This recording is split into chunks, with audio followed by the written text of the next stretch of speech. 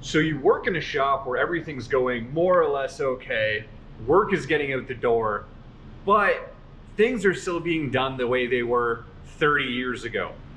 What do you do in this situation? And if you want to, how can you help make change? What's up, guys? Ian Sandusky from Lakewood Machine Tool back here again for Practical Machinist. And today on Shop Talk, we're going to be diving into this wild world of trying to make changes you want to see happen in regards to technology as an employee at a shop. But before we do, make sure you like, subscribe, and turn on notifications below to make sure you never miss a video. Let's get into it.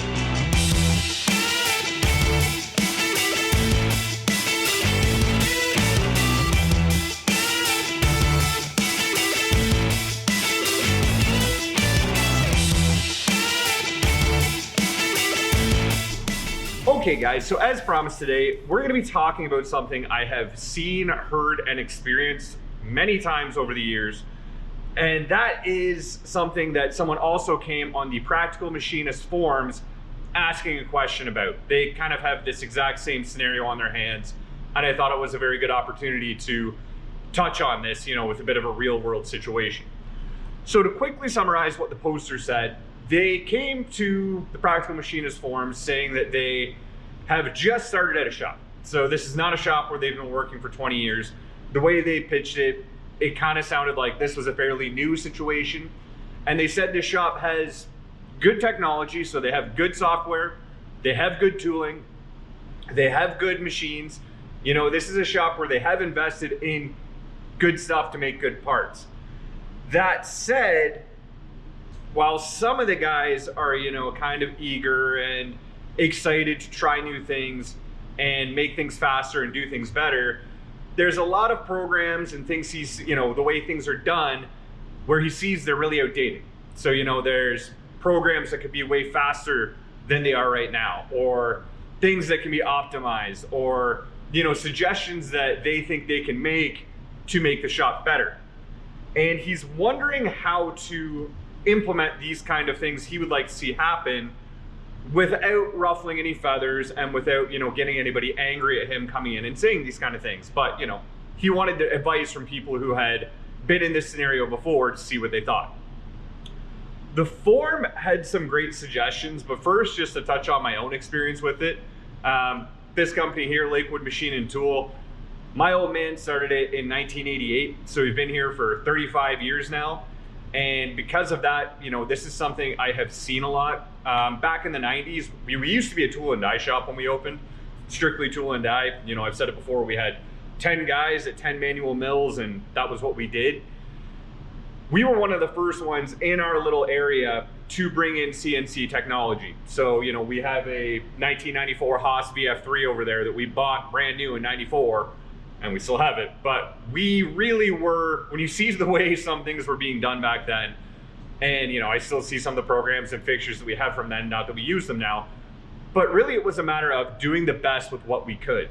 You have to remember that, the training for CNC was not what it is today. There were no YouTube to go check things. You were reading things out of books. You were learning from a guy who may have seen it before. But as it was a fairly new technology in the mainstream, you were kind of stuck doing the best you can.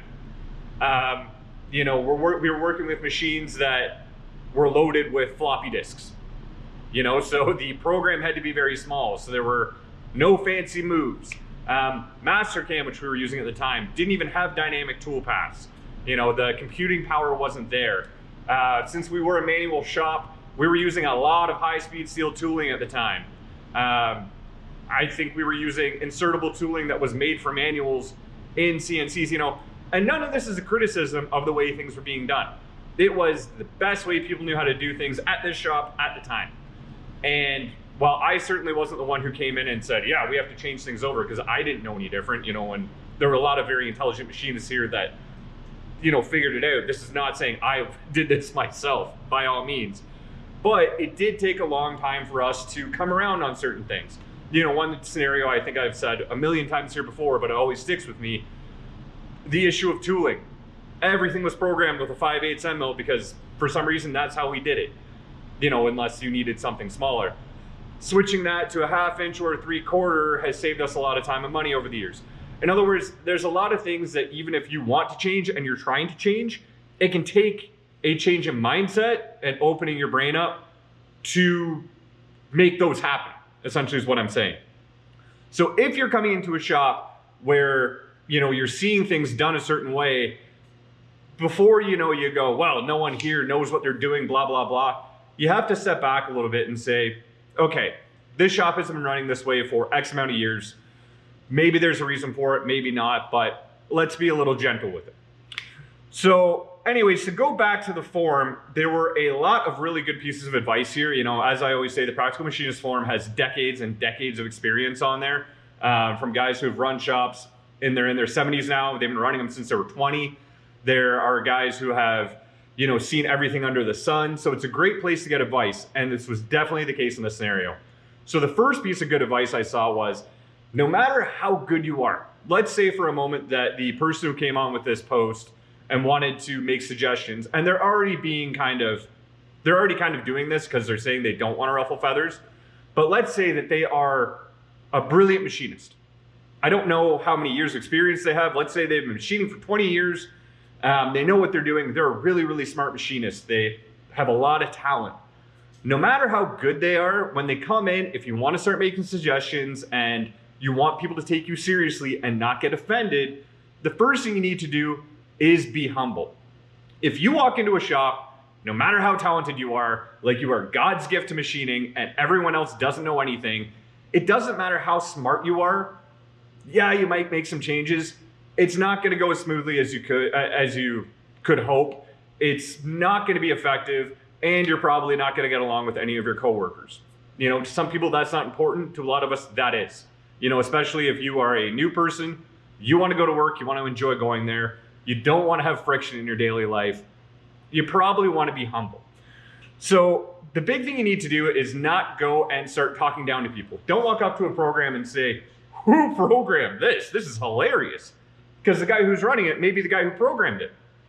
Maybe it's a suggestion that he hadn't thought of. Maybe you don't know his experience or their experience. You need to be humble. The best way to try to do this is to first just ask questions. Hey, I see you're using a high-speed steel drill in there and then boring it out. Would it make sense to, have you tried looking at a insertable U-driller for that or whatever your suggestion may be?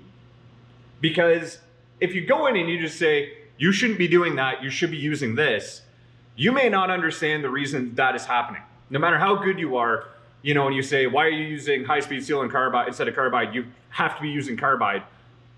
Although we can all say, well, yes, carbide is faster than high-speed steel, maybe there's a good reason for it. Who knows? If you go in and you try to impose your will on somebody like that, you're just going to get pushback. But by asking questions, hey, you know what? Have you thought about trying to speed up the spindle speed on this? I think you might be able to get a little better finish. You're giving them the opportunity to explain themselves. Yeah, do you know what? This is actually a really unstable workpiece, blah, blah, blah. And then you can go, well, hey, actually, I've seen these really cool clamps that can help make that a more stable workpiece.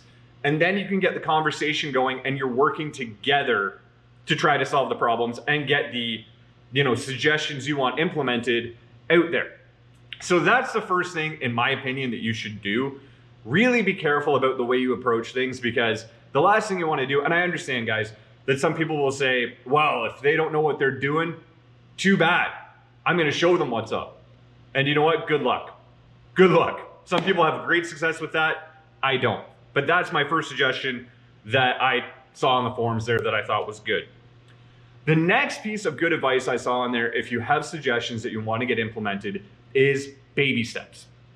So if I walk into a shop as a new employee and I see they're using all of one kind of brand of tooling and tool holding, they're using ER collets, and I say, guys, this is silly. We should be using heat shrink. We should be using brand Y of tooling that's twice as expensive, but we're going to get 500% more performance out of there.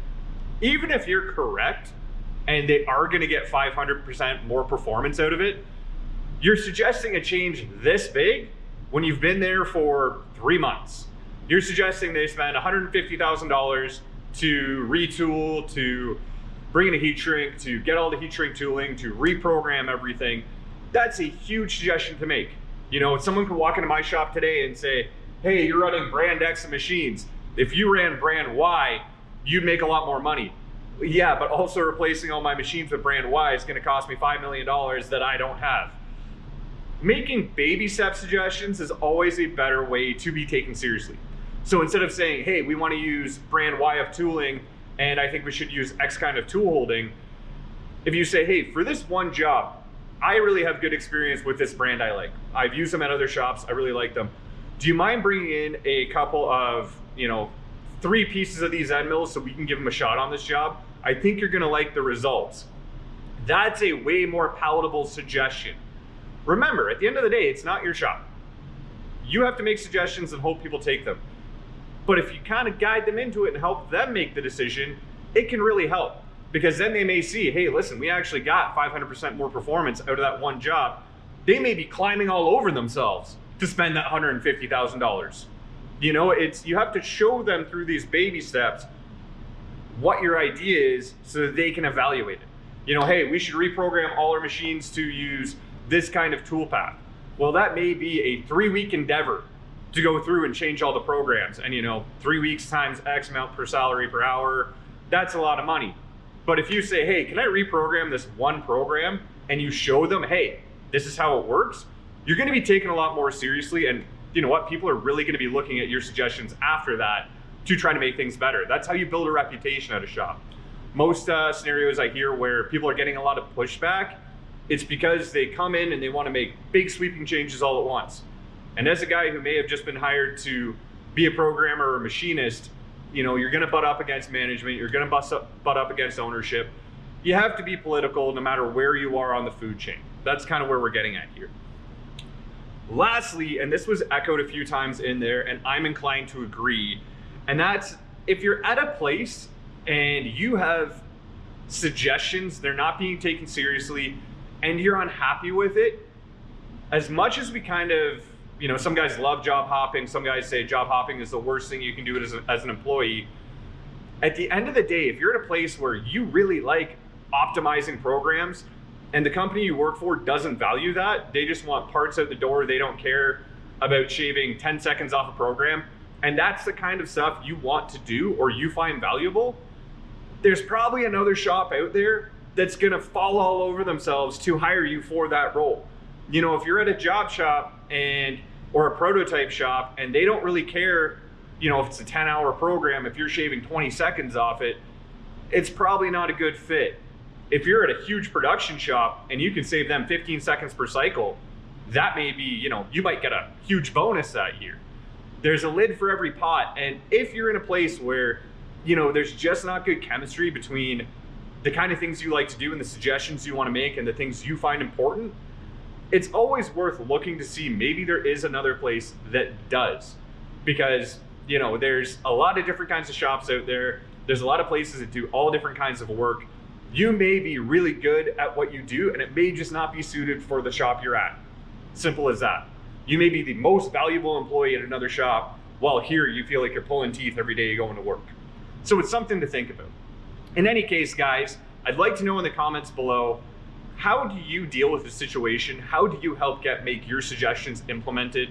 What are some tips for people to help ease these suggestions so they're not ruffling feathers, because that is important to a lot of people. But let me know in the comments below.